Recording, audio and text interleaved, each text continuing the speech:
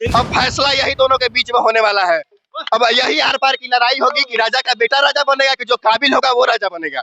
अब तय कर लेना है आने वाले समय में एक सामने। कल जब हम डीएसपी बन के जाएंगे तो हमको गाली देगा कि तुम ही को हम मारे थे। तुम हमको क्या बोलेगा? वो दरोगा हमको गाली देगा जो मार खिलवाया है, जो मारा है, जो हमको गाली। अंदर से जो खून में उबाल है वो बढ़ रहा है, लग रहा है कि बुखार 108 डिग्री चला गया है। शर्म की बात तो ये है कि जो नेता छात्र आंदोलन से निकला है वो छात्रों की आवाज को दबाता है। अरे भैया, नेता प्रतिपक्ष के पिता जो मार खिलवाया है, जो मारा है, जो हमको गाली दिया है, हमारी बहनों को ललकारेगा कि तुम क्या बोलो। बताइए, ये एक ऐसा स्थिति बन गया है कि अब उगलते न बनना है ना निगलते बन। कैसे लड़ेंगे? आप लोग को तो दबाने का प्रयास किया जा रहा है, लाठी चार्ज करके गाली दी जा रही है, आपको उपद्रवी कहा जा रहा है।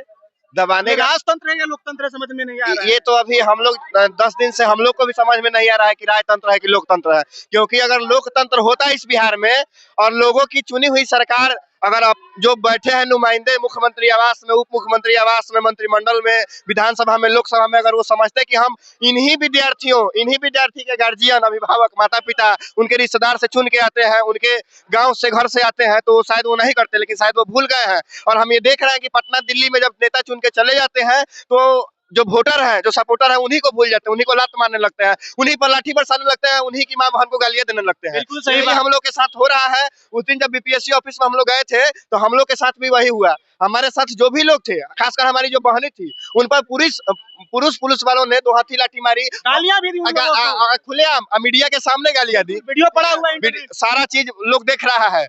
ये जो घटना हुई वो जग जाहिर है और सब लोग देख रहा है, थू थू कर रहा है। चाहे वो आयोग पर हो, चाहे सुशासन बाबू पर हो। उनको तो सुशासन बाबू हम कहना ही छोड़ दिए हैं। अब वो दुशासन बाबू है, वो कुशासन बाबू है। वो सुशासन बाबू नहीं रहे।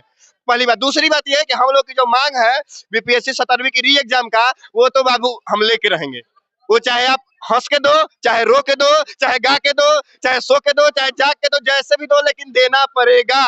हम 1 इंच भी पीछे हटना, लाश गिरा दो, हम मरने के लिए तैयार है। कहोगे तो हम नाम, पता, गांव घर सब बताते हैं। एडमिट कार्ड लेके घूम रहे हैं बैग में पिछले 10 दिन से।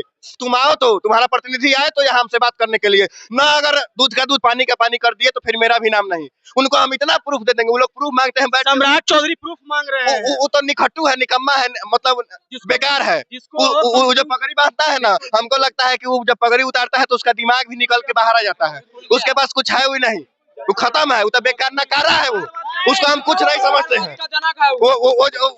वो जिसका उसका नाम मत लीजिएगा कि जब नाम लीजिएगा ना तो बेकार में शब्दों का भयमार हो जाएगा यहाँ पे। वो सबका नामे मत लीजिए।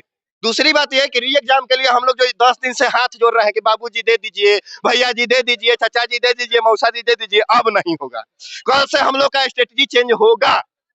अभी भाई लोग तो कह रहे थे कि चुनौती नहीं, इधर हम चुनौती ही इसको समझिए आप। नहीं, आज रात के बाद ही, आज रात 12 बजे के बाद जब कल में घुसेंगे हम लोग अंग्रेजी कैलेंडर के हिसाब से, तो ये खुली चुनौती है भाई साहब। आप इसको देख लीजिए, सुन लीजिए, समझ लीजिए। अब बर्दाश्त का जो बांध है, जो दिल है ना, अब वो अंदर से जो खून में उबाल है वो बढ़ रहा है, लग रहा है कि बुखार 108 डिग्री चला गया है। शर्म की बात तो ये है कि जो नेता छात्र आंदोलन से निकला है वो छात्रों की आवाज को दबाता है। अरे भैया, नेता प्रतिपक्ष के पिताजी कौन है? छात्र आंदोलन के जनक नेता थे। मुख्यमंत्री कौन है? छात्र आंदोलन के नेता। एनआईटी के बगल में लॉ कॉलेज है, उसी के हम छात्र हैं। जहाँ वो पढ़ते थे ना, उसी के सामने वाले कॉलेज में हम पढ़ते हैं। शर्म की बात तो ये है, देखिए, छात्र नेता छात्रों को दबा रहे हैं ना। नहीं, हमारी बहनों पर लाठियां बरसवा रहे हैं, हमको माँ बहन की गालियां सुनवा रहे हैं। एक बात बताइए, जब हम पास करके जाएंगे तो हम डीएसपी बनेंगे और हमको सिपाही मार रहा है बीच चौराहे पर घेर के, सारे बाजार 50 को मीडिया के सामने। कल जब हम डीएसपी बन के जाएंगे तो हमको गाली देगा कि तुम ही को हम मारे थे। तुम हमको क्या बोलेगा? वो दरोगा हमको गाली देगा जो मार खिलवाया है, जो मारा है, जो हमको गाली दिया है, हमारी बहनों को ललकारेगा कि तुम क्या बोलो। बताइए, ये एक ऐसा स्थिति बन गया है कि अब उगलते न बनना है ना निगलते बनना है हम लोग के लिए भी। गांधीवादी आंदोलन को कहीं न कहीं उग्र कराने का प्रयास किया जा रहा है। देखिए, यही तो मतलब ये बात आपकी बिल्कुल सही है, लेकिन हम लोग भी अब बहुत कुछ सोच रहे हैं। युवाओं में अब अंदर ही अंदर ज्वाला भड़क रही है, धधक रही है, और वो कहीं ना कहीं वो ज्वालामुखी बन के फूट जाएगी आने वाले समय में। किसी को कुछ नहीं पता है कि कल क्या होगा। और एक बात बता देते हैं, सत्ता परिवर्तन तो भैया, आप अगर अपना मन परिवर्तन, फैसला परिवर्तन नहीं कीजिएगा तो सत्ता परिवर्तन तो होके रहेगा। ये जान लीजिए कि 1975-76 में जो हुआ था जयप्रकाश नारायण के नेतृत्व में, तो आज भी समझिए कि वही 2.0 दोहराने वाला है और वो होके रहेगा। क्योंकि ये लोग अपने जीत पर अड़े हैं। ये लोग सोच रहे हैं कि जो राजा का बेटा है वही राजा बनेगा, और हम लोग का क्या नाम है, हम लोगों का सोच है कि नहीं, जो काबिल होगा वो राजा बनेगा। अब फैसला यही दोनों के बीच में होने वाला है। अब यही आर पार की लड़ाई होगी कि राजा का बेटा राजा बनेगा कि जो काबिल होगा वो राजा बनेगा। अब तय कर लेना है आने वाले समय में। और हम कहेंगे अपने सारे साथियों से, अपने सारे भाइयों से, अपने बहनों से, अपने गार्जियनों से कि ये जो लड़ाई छिड़ गई है कौरव और पांडवों के बीच में, तो हम लोग पांडव हैं, हम लोग कमजोर हैं उन लोगों के नजर में, लेकिन हम लोग सत्य के साथ हैं, हम लोग सच्चाई के रास्ते पर हैं, और हम लोग इस लड़ाई को जीतेंगे, क्योंकि सत्य में ही जीत होती है, सत्यमेव जयते हमारा ही आदर्श वाक्य है। बिल्कुल सही बात है, सत्यमेव जयते, और सत्य जीतेगा और झूठ जो है हारेगा। क्योंकि जिस तरीके से पेपर में घोटालाबाजी किया गया, जिस तरीके से सेटिंग किया गया है, इनको पता है कि हम वीआईपी ट्रीटमेंट दे रहे हैं, इनको पता है कि मिडिल क्लास के बच्चों को हम दबा देंगे, लाठी से पीट के इनको भगा देंगे, यही ये लोग चाहते हैं। लेकिन इतना याद रखिएगा, बिहार है, मैं फिर से कह रहा हूँ, बिहार है, और जिस दिन बिहार का खून खोलेगा वो आपको माफ नहीं करेगा। आपके लाठी में कितना दम है दिखाइए और मार के पार दीजिए, उसके बाद पता चलेगा आपको भी कि बिहार के बच्चों में, बिहार के लड़कों में और बिहार के जनता में कितना ताकत है। क्योंकि ये अच्छे से आपको उठाना जानता है तो उठा के नीचे पटकना भी जानता है। ठीक है, देखते रहिए, लगातार सपोर्ट करिए इनको, इनके साथ खड़े रहिए। मैं एक बात आपको बता दूं, अपने भाइयों को मोटिवेट करने के लिए 2015 में हम लोग दिल्ली में आंदोलन किए थे सीसेट को क्वालिफाई करने के लिए, और सफल रहा। और मोदी सरकार थी जिसको सामान्यतः तानाशाही माना जाता है, नई सरकार आई थी। तो आप लोग निश्चिंत रहिए, हम खुद विद्यार्थी हैं और इसके भुक्तभोगी हैं। 6वीं बीपीएससी में ठीक यही हुआ था।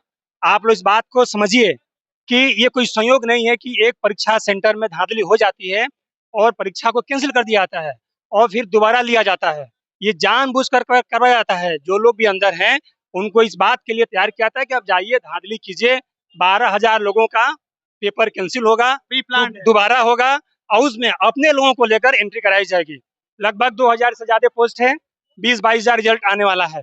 उसमें आप देखिएगा, अगर ये हो गया 4 तारीख को, जो कि हम लोग होने नहीं देंगे, अगर ये हो गया तो 12,000 में आपको 6 से 7,000 लोग बीपीएससी प्रीलिम्स क्वालिफाई किए हुए दिखेंगे। बेसिकली वो लोग हैं जो सेटिंग से आए हैं। और मैं फिर आह्वान करूंगा आपके मीडिया के माध्यम से, न्यूज चैनल के माध्यम से, कि हमारी संख्या जैसे ही शाम हो रही है, रात हो रही है, कम होती जा रही है। ऐसा नहीं होना चाहिए।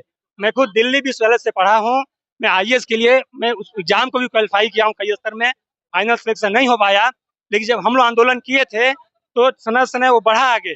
लेकिन ये था कि रात हो, दोपहर हो, सुबह हो, लड़कों की संख्या कम नहीं होती थी। अगर कम संख्या होगी तो ये मैसेज जाएगा सरकार को, उनके जो खुफिया के लोग हैं, पुलिस के शक्ल में हो या किसी और के शक्ल में हो, मैसेज आएगा कि लड़के कमजोर हैं। और जब हम कमजोर होंगे तो हमारी बातों को लोग अनसुनी कर देंगे। मजाक पता है क्या उड़ाते हैं लोग? अरे लड़के आते हैं, मजा लेने के लिए आते हैं, कुछ देर अपना करते हैं, हंगामा, फिर चले जाते हैं। कुछ मुट्ठी भर लड़के रह जाते हैं रात में। ये नहीं होने देना है। ये गलत मैसेज नहीं जाने देना है। ये मैसेज यही जाने देना है, हम सब एक हैं।